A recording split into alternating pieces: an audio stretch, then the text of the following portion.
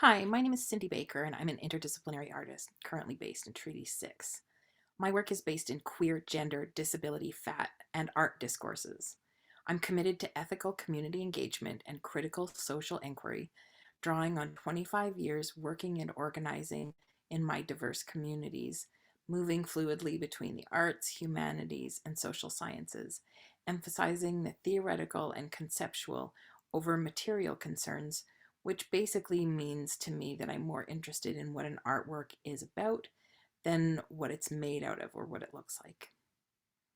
I identify as an artist with a taboo body, and that identity plays a major role in my artistic practice.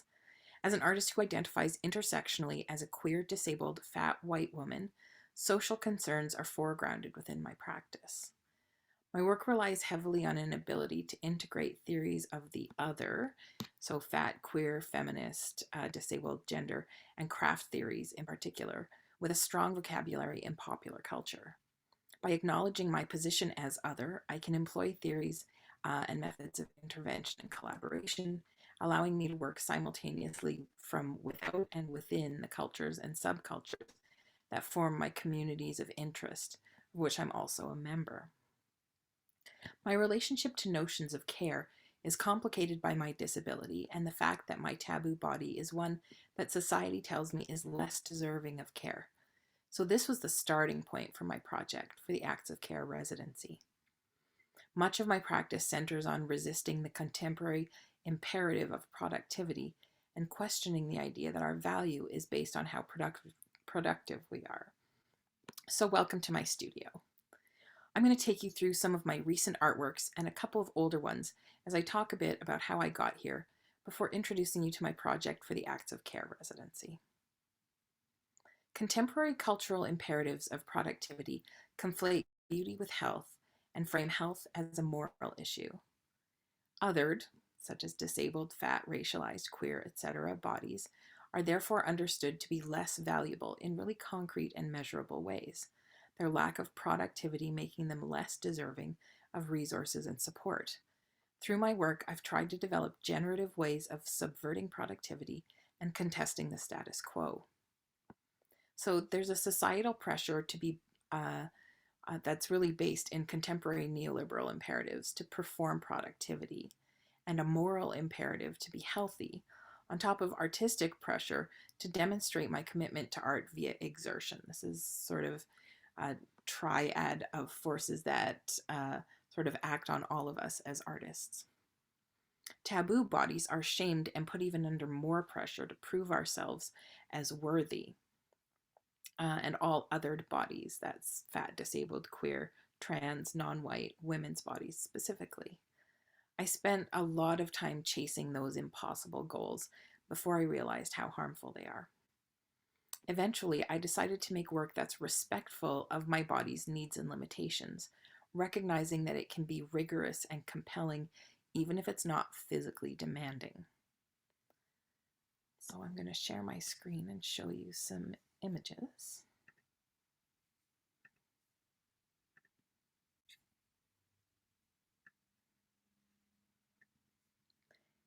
Here's one of the oldest works that I'm going to show you. This is one of my works that's about care, specifically care for other people. It's called the Queer City Cab Company. In this performance, I hired myself and my car out as an underground taxi. Following in the tradition of gay cabs that have operated on and off in large cities such as New York, San Francisco, and London for the past 6 decades, I offered safe, courteous passage to anyone needing my services during the run of the performance. In the cab were all sorts of free amenities like condoms, alcohol wipes, breath mints, lighters, safer sex and safer drug use pamphlets, etc., etc., making it clear that this was a permissive space and a safe harm reduction space, drawing parallels between the need for such cabs in the early days of the queer club scene and on the prairies today. The next project I'd like to talk about is Crash Pad, which is basically my love poem to my favorite pill. Crash Pad takes a closer look at my relationship to my own body and personal histories. Here's a pattern that I created for it out of a series of drawings of basically people with disabled bodies, visible and not visible, getting ready for bed. It's an oversized pill packet holding a pill-shaped mattress, which is simultaneously a rocking cradle and a dangerous obstacle that functions as a metaphor for my relationship to medication, my disability, and my body itself. Central to CrashPad is a large sculptural object that functions as a bed, modeled after a single pill blister pack. Resting inside is a circular pill-shaped white mattress made to nestle perfectly in the pill divot. The structure rests on the floor, balancing precariously on the bump in the middle, making for an uneasy resting place in a self-rocking cradle. The precarious balance offered by this pseudo-resting place exaggerates the difficulty in going to bed and getting up, and the unease of finding a comfortable resting position, and it makes up the main element of this quiet performance. In CrashPad, I wanted to explore performance in which the artist's failing, disabled, or otherwise socially taboo body is part of the work. As an artist whose body fails more and more each day, I wanted to be able to understand how best to make performance within this body that respects it. The performance of the work responds to my body's functional abilities on any given day and allows me to be at rest during the performance as much as is required by the needs of my body, sometimes simply sleeping for hours at a time. This is a project that's very pointedly about, among many other things, resisting productivity. In this work, I interact with the pill-shaped bed as if it were a lover, as if it were a medication, as if it were a bed. Paradoxically, the work demands significant labor from me. I've performed it for 5 to 8 hours a day for sometimes weeks on end, while also allowing my failing body to do only as much as it's comfortably able on any given day, respecting its limits and refusing to put it into deficit in the name of art.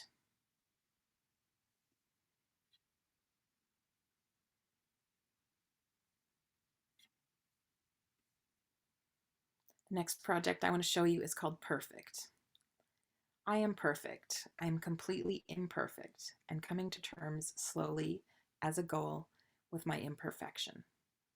My body is perfect. My brain is perfect. It is not perfect, but it is mine. My body and my brain are so massively imperfect relative to Western standards of beauty, of health, of productivity, that to claim otherwise is a taboo, a sign of my failing in itself. So this multimedia performance features a single channel video made from close-up shots of and near my body taken during my panic attacks, projected back onto my body. In inviting viewers to examine my flesh closely, to rest their eyes upon my imperfect body, I hope to create a space approximating contemplative tension and uneasy comfort.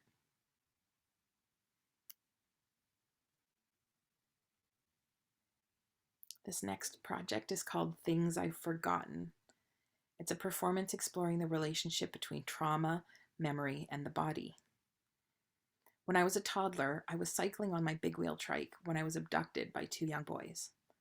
Though this event has been indelibly marked in my memory, I have no recollection of what took place after the boys approached me and began to mock me for being a chubby little kid. My mother has her own very specific but very different set of memories related to this event, which she recounted to me a couple of years ago. She wasn't present when the boys approached me, but she's the one who went looking for me after I disappeared. I'm fascinated by the ability of our brains to block out traumatic events from our conscious memory, but their inability to prevent those events from making their mark in ways that impact us into adulthood. I often wonder just what exactly happened, and not exactly what happened during the time I don't remember, but more specifically how much this childhood trauma had a role in the formation of my personality, my physicality, or my disabilities. Around the same time as my mom told me her memory of this event, I was starting to look back on a 10-year journal of my dreams. Over the course of a decade, I'd written down about 500 of my dreams, never looking back on them once they were written down. Revisiting some of the earliest of these dreams, I had the wonderful experience of first not recognizing the dream at all, experiencing it as though for the first time, as though they were written by someone else. And then slowly the dream would come back to me, the images, the sounds, every piece of it clearly as though it was a memory of an event that happened in the waking world. I wondered if reliving the event as faithfully as possible while listening to the entire catalog of dreams could help unearth those buried memories. So the performance itself acts as a visual corollary to the absurdity of this bizarre stream of dreams, an oversized toy ridden by an oversized adult. I recognize from past performative experiences, as well as just being a woman that exists in the world in a taboo body, that challenging people's expectations of behavior and appearance in public can be threatening and elicit defensive and aggressive reactions. Presenting a potentially threatening situation in a way which harnesses cuteness, cartoonishness, or childishness usually disarms aggression long enough for allowing a vulnerability that is effective of both the artist and the audience, or the subject and the witness. So this is an ongoing goal in my work, to affect the audience in ways that may be quiet and subtle yet significant, and to be affected in ways that change me and help to evolve my work. So basically in this piece, I got a big wheel tricycle and outfitted it with a speaker that played while I was pedaling this 10-year journal of my dreams. It takes about 2 hours, and I'm not allowed to stop pedaling until the dreams are over. A companion project to this work includes an ongoing practice in which I'm attempting to bring objects and experiences that exist only in my dreams and make them real, make them concrete, literally making my dreams come true. So when I was offered this performance at the Southern Alberta Art Gallery, I said, yes, if you will help make one of my dreams come true. And one of my dreams had been that a preparator who was working at the Southern Alberta Art Gallery at the time, Clayton Smith, I dreamed that Clayton built these beautiful drawing benches for use by the public programs at the SAG, and he did. And so these are things that existed only in my dream, and now they're real. Through these dream projects, I'm attempting to set in motion a process in which by pulling dream memories not just to the surface, but into the real world, I can tug out to my consciousness memories long buried by past trauma. This experiment in personal betterment and catharsis through the creative process has a really long art historical tradition. In my own practice, this type of experiment walks a tightrope between earnestness and cynicism, setting up usually hilariously futile challenges to my personal limitations, and attempts to make myself into something that I am not, serve to highlight the futility of the search for perfection and the altogether human desire for knowledge. And it also follows in the larger trajectory of my practice as work that's designed to explore the human condition through interrogating personal history.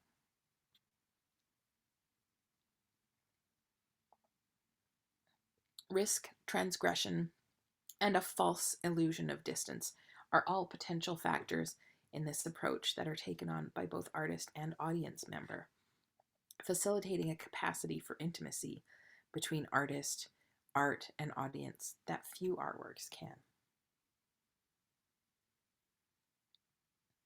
So this is just a series of making my dreams come true. This dream, I dreamed I arranged a platter of fish-shaped gummies. And I did. And as goofy as it looks and as goofy as it sounds, when you make something real that's happened to you only in a dream, it's very effective. I was almost brought to tears by these silly platters of fish-shaped gummies.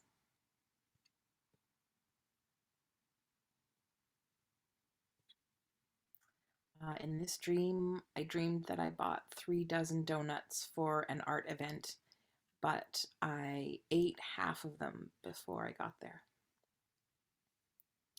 That was one of the hardest performances I've ever had to do. In this performance, I dreamed that I got $5.50 worth of gas.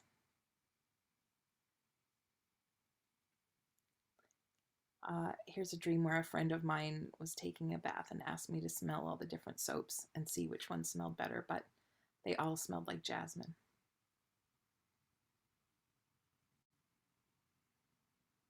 Anyway, I don't have to tell you about all of them. These are all dream imagery.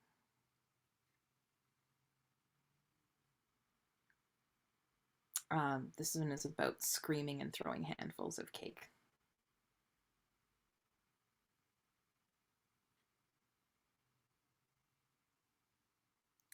Artist Ruth Cuthand and I were recently asked to collaborate on a piece on the theme of the apocalypse. The curatorial prompt was, imagine it's the end of the world. As someone on the front lines on the fight to save the world, how would you conceptualize of self-care so you can regenerate and continue the battle? Ruth and I are both skeptics. Immediately we said, but it is the end of the world, and self-care is a racket. So we said, okay, what do we do to take care of ourselves? And this is the result. We put a hot tub in the gallery, free for gallery visitors to use to relax and have a bit of fun, all while being confronted by facts pointing out that self-care is counterproductive to the goals of healing the world. Self-care is a process of willfully ignoring the harm that we are engaging in as a means to repair the damage being done to us. In Survivor, Ruth and I created a luscious den of self-indulgence, featuring not just a hot tub, but a gigantic TV, change rooms, a lounge area, an audioscape, and several LED and neon light fixtures. The slick and sensorially compelling consumption-heavy work thinly veiled a series of critical warnings about the culture it seemed to celebrate. A speech bubble shouting woo made from pieces of a closed-down department store sign, a gigantic oil derrick spurting neon oil, an abstracted representation of anthrax waiting just below the surface of the rapidly melting permafrost, an endless scroll of facts and theories about all the diverse apocalypses bearing down on us right now. Droning surround sound audio pulled from the equipment working the tar sands. The audience was titillated by the invitation to sit in the hot tub, to experience the art from the inside, to become part of the artwork, to perform self-care.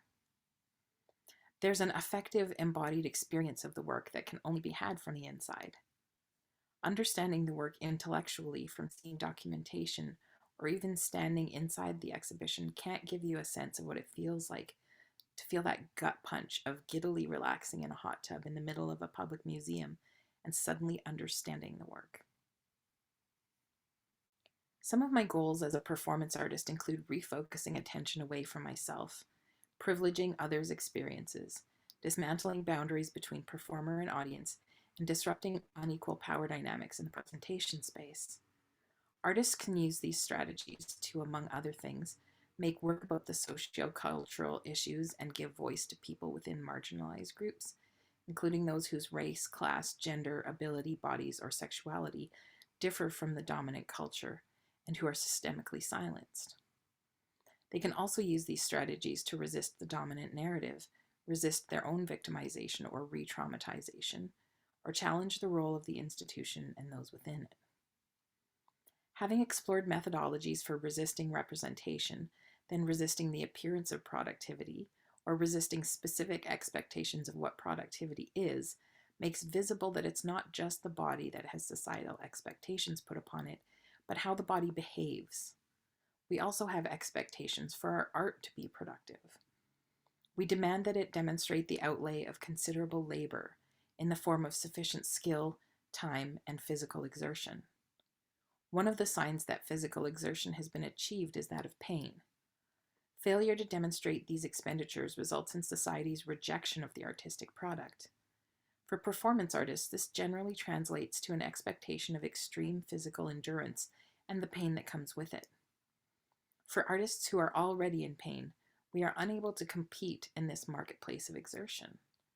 A wholesale rejection of this economy by refusing to participate in the Pain Olympics subverts the narrative that pain is necessary to create good art and creates opportunities for people with taboo or otherwise marginalized bodies.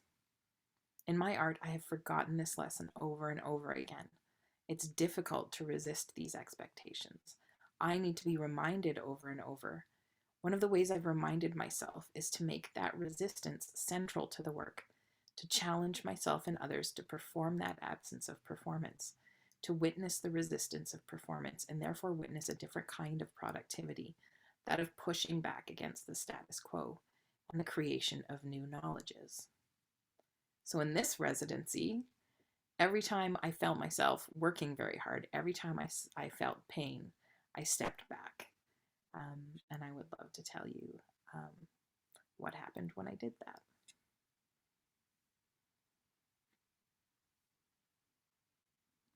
So the contemporary concept of self-care is a neoliberal invention that takes the responsibility for care off of society and places it on the individual, while turning the tools for self-care into commodities. Self-care puts the blame on individuals when mental health or physical health falls short and expects us to make sure our own needs are met in order to get back out there and be productive cogs in the capitalist wheel. Care for each other has been removed from the equation altogether. Not only is society considered to be doing unproductive labor when it cares for itself, but individuals are unproductive when they care for others. Mothering, for example, is not valued as productive labor in a capitalist system, nor is caring for sick loved ones or the elderly, or caregiving in general. Self-care is a trillion-dollar industry that not only puts the onus on the individual to care for themselves, but expects us to pay through the nose for the privilege. The more we spend on caring for ourselves, the more we care. That said, we have to care for ourselves now more than ever, since our cultural mechanisms for mutual care have been largely dismantled. I think that the best way to care for ourselves is to return to a caring society, to return to a type of care that values others' well-being. But how do we care for each other when we can't be with each other? How can we be together when we can't be together? How can we care for others if we don't have the capacity to care for ourselves? What does remote care look like? How can art care? My work is generally multi-layered. It doesn't offer solutions, and it's rarely without self-critique or cynicism. I think care is essential, but it's not easy. I always want to find and provide care through my work, but in a way that's realistic and unsentimental. I try to be irreverent while I'm serious and fun while I'm productive, and I work hard while I'm questioning the value of productivity. Some of the questions I've been grappling with lately as an artist without an audience are: how do we find publics during lockdown? Who is the public? What do virtual spaces look like? Are there true virtual public spaces? What online spaces function as public spaces? Can we work within online spaces that already exist so we don't have to reinvent the wheel? What sort of wheels should we reinvent? What constitutes community? How do we create community? Can community be designed, or does it only form organically? Many of these questions have been asked over and over in art contexts and otherwise, but they have a much more urgent tone now. I wonder, is now a time for urgent emergency response type art care, or is now a better time for quiet reflection and self-care and growth? Should I be trying to work externally to find audiences and opportunities, or should I work inwardly, focusing on development of my practice and new works? A work-from-home public art residency seems like on the surface to allow both, but trying to do both feels like it runs counter to the theme of the project as I approach the notion of care in my own work. How, as an artist in a residency context, am I being cared for? What is the responsibility of the institution in economies of care? During this residency, as a way of shifting focus from my body, I aimed to develop a mobile app that does not function in any productive way, except to house a series of simple digital artworks based in imagery representing a variety of modes of care, from human touch to medication to food to conversation to other coping mechanisms, all of which trigger the release of the chemical reward systems in the brain which sustain us. One of the main modes of engagement for the research and development elements of this residency were conversations with those I have established relationships of care with with members of the art community, with the community at large. Screens in general and social media in particular are blamed for dulling our brains chemically. There's plenty of evidence to show that we're addicted to screens. Corporations and scientists in tandem have learned how to trigger our brains to be compelled to log on to our devices, to get online, click, click, click, and stay, stay, stay, often with the only reward being more clicks and longer stays, and that sweet chemical reward with its vanishing returns. But devices also connect us and have proven to be vital lifelines in a time where it's dangerous to connect in person. Some of us don't have other people. How can we approximate touch and connection when we can't touch one another?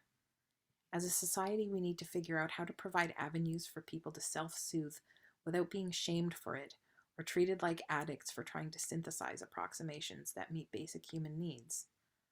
The work I had originally aimed to develop through this residency would conceptually, cynically, and earnestly in equal measure offer a provisional solution. I hoped in theoretical ways to destigmatize screens as a site for connection while continuing to be curious about what we're missing when we replace live contact with virtual. In questioning notions of productivity, my practice also addresses the idea of success and failure and questions our judgment of these against so-called productivity. Finding early on that the pandemic forced most businesses to reconsider, refine, and overhaul their online presence and functionality, web and app developers were much less accessible to work with than I had originally planned for. To add to that, the pandemic has worn on for so long that the conversations I was trying to have around caring for one another when we can't share space kept veering off course to focus how we can carve out small ways to be in the same space again, maximizing care while continuing to be mindful of our and each other's safety. The screen time I was investing in was practical and necessary, and I found myself reluctant to add new recreation or research time on screens. My body and my mind revolted. Those I was in conversation with on the topic, on screens and in person, couldn't stop talking about getting off the screens, about ideas for how to safely meet, socialize, make art, care for ourselves and one another in person again. So as I played, somewhat disinterestedly, with my new iPad toy, learning about the science of buttons, making sketches representing the brain's 4 chemical reward systems of dopamine, oxytocin, serotonin, and endorphins, I also planned performances. I invested in a one-on-one mentorship.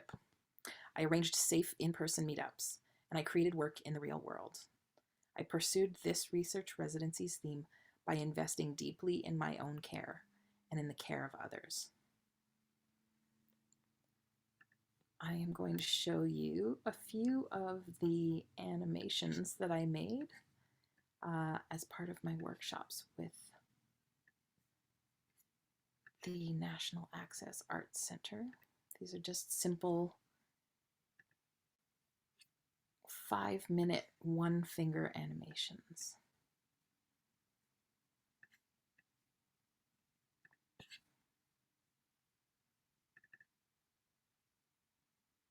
So in this series of workshops, I asked the artists at the National Access Arts Center to learn to make animations using one finger,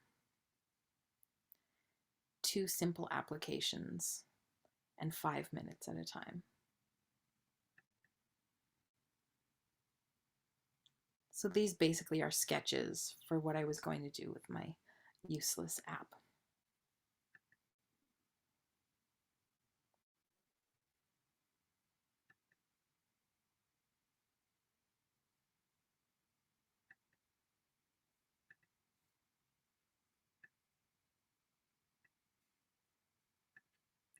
Did a lot of fish sketches.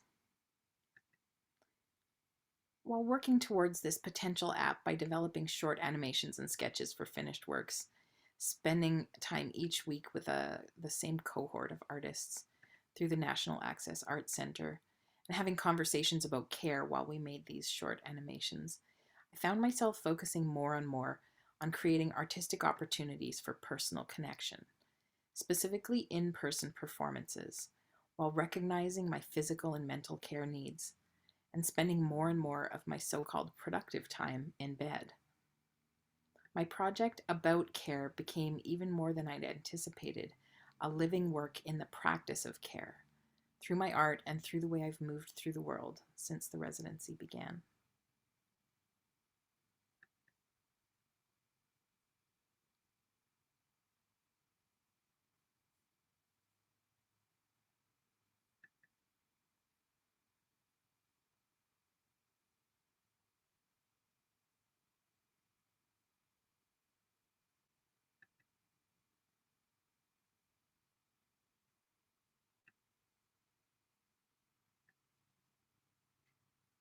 All right, that's probably enough of those.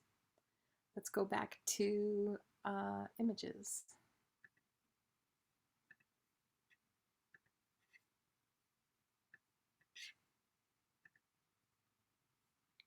At the beginning of the summer, I'd taken on a mentee through a mentorship program with the Mitchell Art Gallery. Through that mentorship, I was obligated to meet with my mentee once per month. My proposal for taking on the mentorship was to include my mentee in conversations related to my Acts of Care residency, and so I brought this mentee, Rosanna Ney, into this conversation from the very first day. Through Acts of Care, I was able to expand my relationship with her, and we began working on larger projects related to care. We met weekly to develop this conversation, and more frequently than that to organize our first major project, a queer performance residency presented by Mile Zero Dance. We also made sure to spend as much time on care for ourselves and each other as we did on formal research and art production. Remember, care is praxis. Caring for each other is an important part of our research.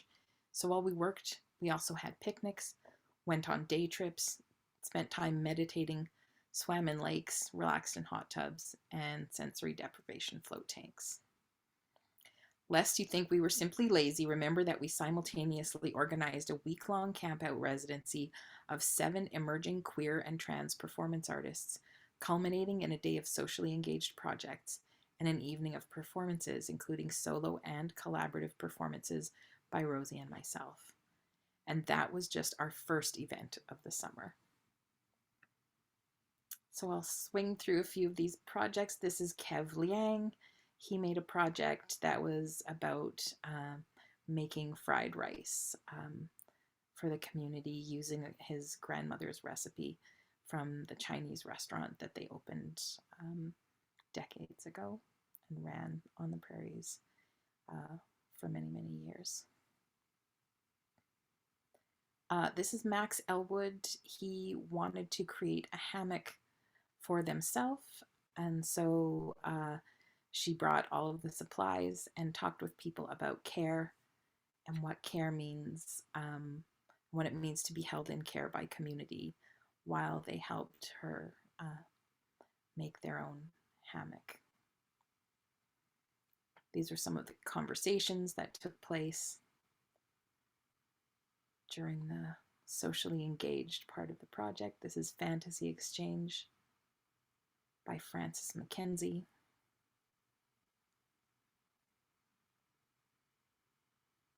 This is Hannah Quimper-Swiderski doing a project about Lucky Beer.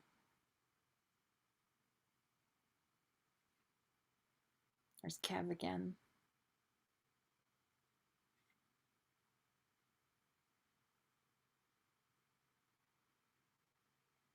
And this is me introducing the evening events. Chelsea Booze's performance. One of the collaborative works that Rosie and I did, talking about queer intergenerational mentorship relationships. And in this performance, we smoked cigars and used the cigars to cut each other's hair.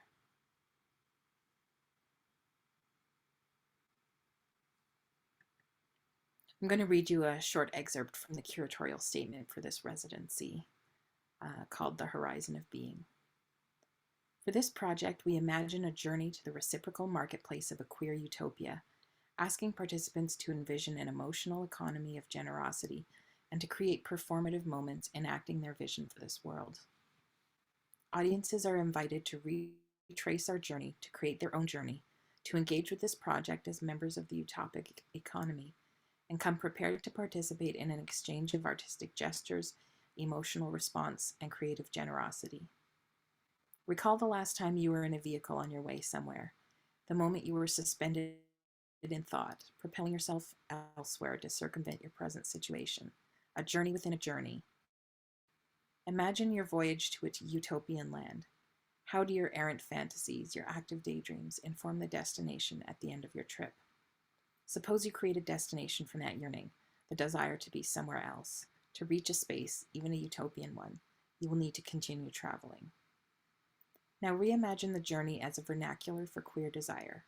Expansive distances and dedicated increments of time are fluid measures, becoming slippage in the lure of like attracting like. The destination does not exist without the yearning for its existence. The journey is its creation.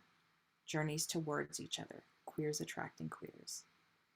Imagine arriving at that utopia or a stop along the way, a marketplace of queer care and exchange, even of desire, an economy of these daydreams and yearnings, like traded for like. The cartography of these exchanges create the destination, a queer space centered on reciprocity. It was a market designed to provide a space for artists and audiences to care for one another.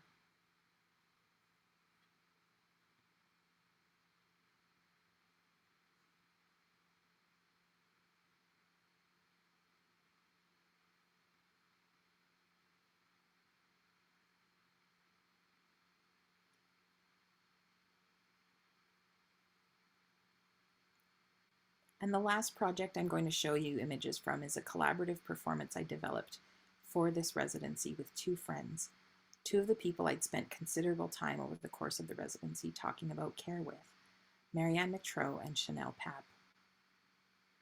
In talking about how to come back together in creative and social ways, we conceptualized this performance that we called the Three Graces. In traditional Greek mythology, the Three Graces' main job was to bring joy to the world. We realized that it's not possible to bring joy without feeling it yourself. And so the best way for us to bring joy to our audiences would be to bring joy to ourselves and to each other. For the performance, we wore all white, got an all-white bouncy castle, filled it with all-white bedding, and for 2 solid hours, we engaged in joyful play.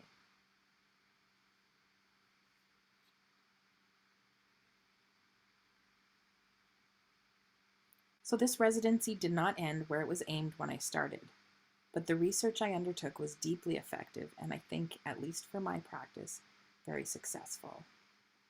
I'm still interested in working towards this potential useless app, but now I realize that working on it is not about care, and that my brain and body will likely need a continued break from screens before being able to commit to more screen-based artistic production.